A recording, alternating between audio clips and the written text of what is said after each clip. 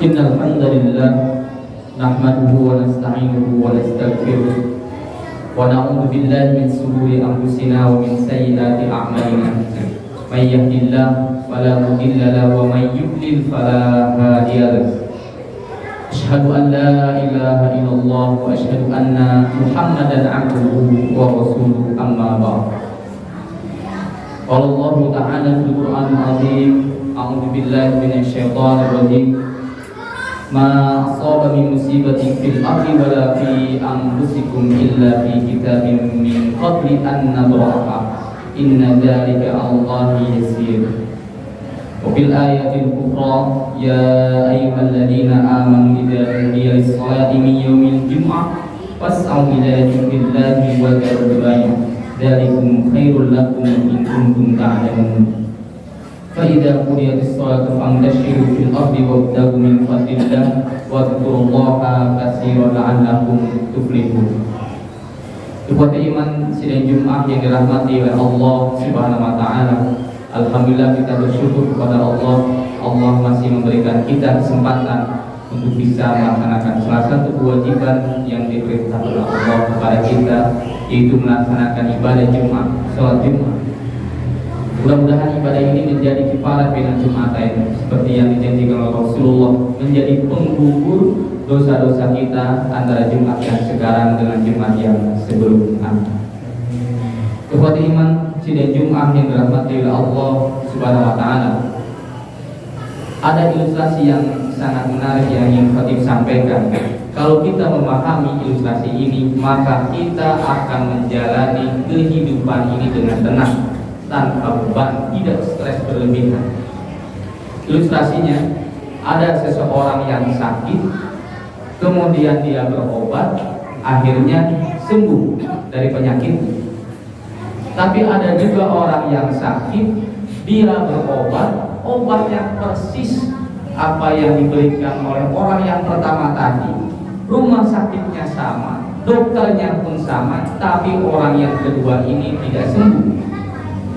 Tapi ada juga orang yang sakit, dia tidak berobat, tapi akhirnya sembuh. Ada juga orang yang sakit, dia tidak berobat, dia tidak sembuh. Ini kadang-kadang kita alami atau kita saksikan sendiri. Ilustrasi yang lainnya, ada seorang pedagang. Untuk memaksimalkan dagangannya, dia banyak mengikuti pelatihan manajemen keuangan, SDM dan sebagainya. Terus dia ikuti latihan. Akhirnya dia sukses dengan dagangannya, dia kaya raya. Ada juga seorang pedagang, dia ikut pelatihan kemana-mana, pelatihan dagangan, bisnis dan sebagainya, tapi usahanya tidak kunjung sukses. Ada juga seorang pedagang, jangankan dia ikut latihan, dia hanya lulusan SD saja, tapi luar biasa kekayaan. Dan kita sering menemukan di daerah Cigondewa misalkan, hanya lulusan SD tapi luar biasa. Ada juga yang lulusan SD, seorang pedagang, tidak ikut pelatihan dan dia masih dalam kondisi miskin. Nah, ini ilustrasi yang kadang-kadang kita saksikan.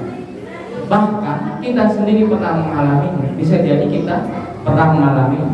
Ini menyimpulkan bahwa hasil yang akan kita terima setelah ikhtiar ada kalanya tidak ada kaitannya dengan ikhtiar kita, dengan kasar kita. Bahwa hasil nanti yang akan kita terima setelah kita berikhtiar ada kalanya tidak ada kaitannya, tidak ada hubungannya. Karena hasil inilah pada beberapa kasus sudah Allah tentukan. Kita tidak bisa memilih, tidak bisa mengubah. Kita dilahirkan dari seorang ibu ini, tidak dari ibu yang lain misalnya, dan sebagainya.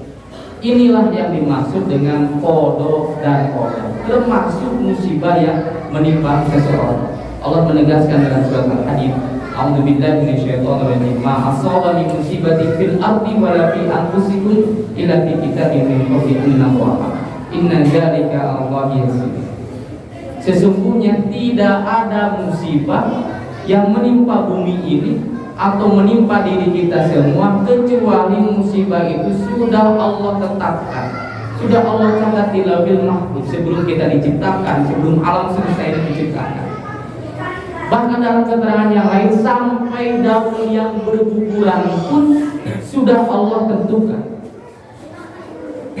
Nah, ini menunjukkan bahwa semuanya sudah diatur Allah dalam qada dan qadar.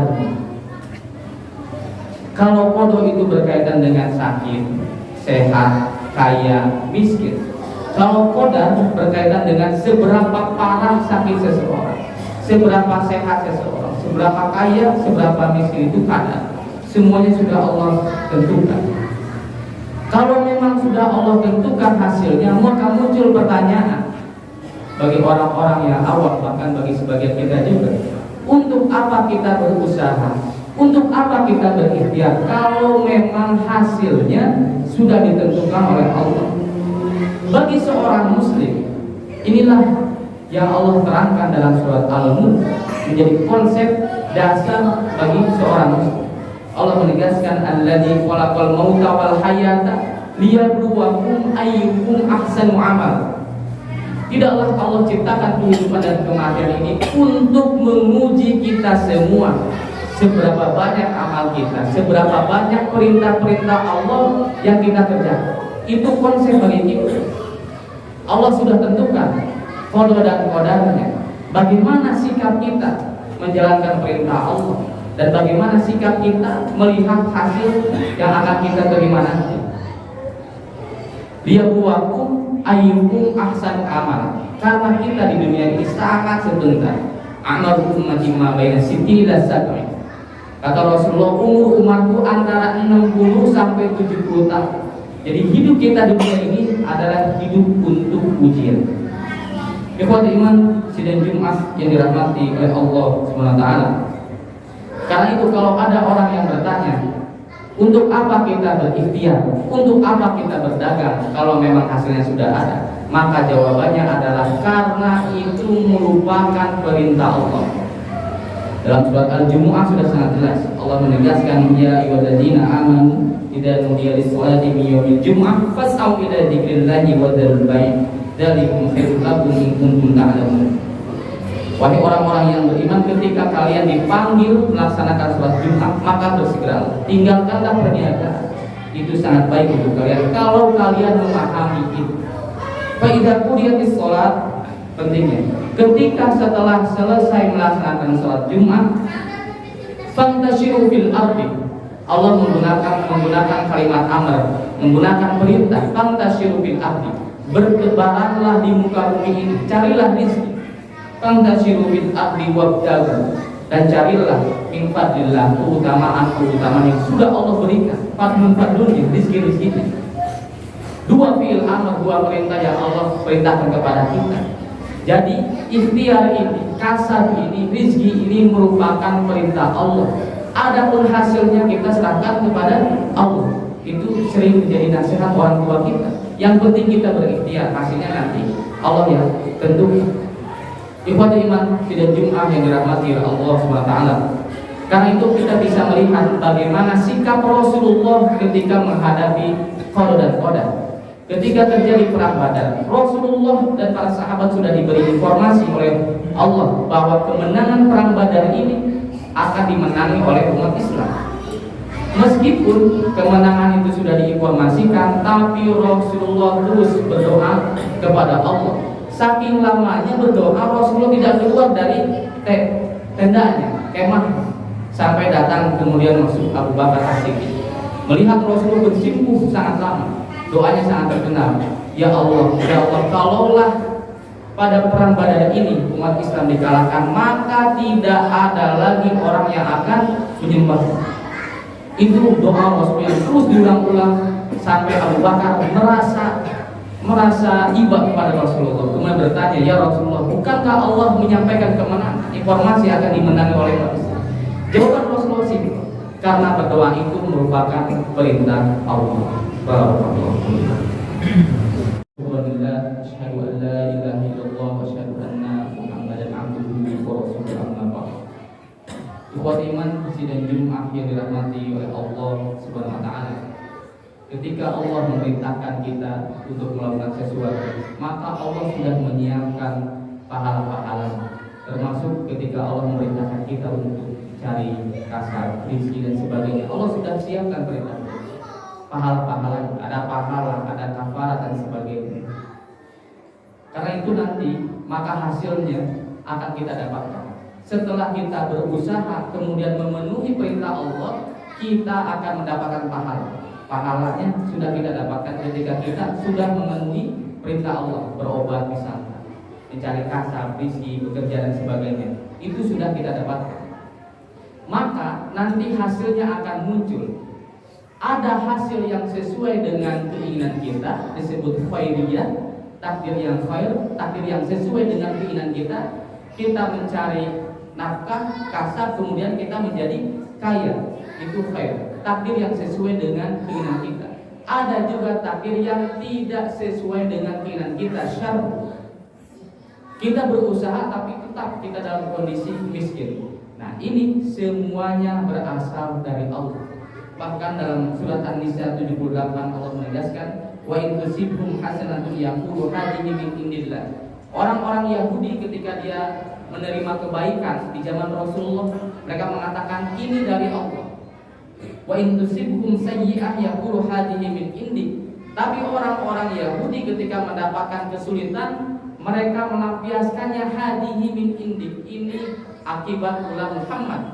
Padahal Allah menegaskan kullu min indillah, semuanya dari Allah, baik yang sesuai dengan keinginan kita ataupun yang tidak sesuai dengan keinginan kita.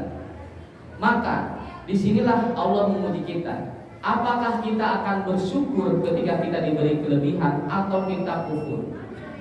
Karena itu Rasulullah memuji konsep orang-orang Islam, orang yang beriman.